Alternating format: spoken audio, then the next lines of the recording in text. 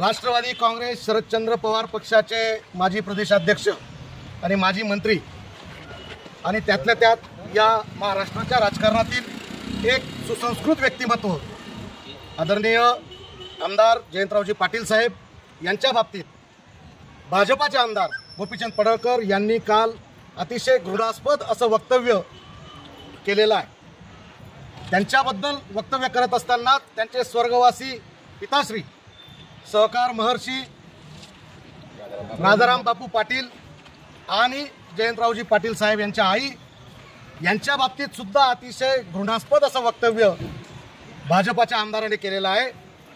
या आमदाराचा आणि तो ज्या पक्षाचा आमदार आहे या दोघांचाही धुळे जिल्हा राष्ट्रवादी काँग्रेस पक्षाच्या सर्व पदाधिकारी आणि कार्यकर्त्यांच्या वतीने आम्ही जाहीरपणे निषेध व्यक्त करत आहोत। गोपीचंद पडळकर याची मागची पार्श्वभूमी ही नेहमीच वादग्रस्त ठरलेली आहे।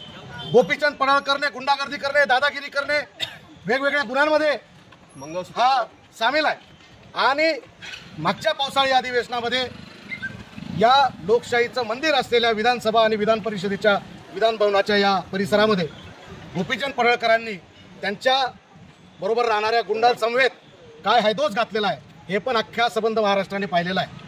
अतिशय सुसंस्कृत असलेला हा महाराष्ट्र, संतांची भूमी आपण बनत असलेला हा महाराष्ट्र, भारतीय जनता पार्टीच्या काही प्रमुख नेत्यांच्या सत्तेच्या लालसेपोटी अशा चुकीच्या व्यक्तींना आमदारकी देऊन या महाराष्ट्रातलं राजकारण आणि समाजकारण गढूळ केलं जात आहे।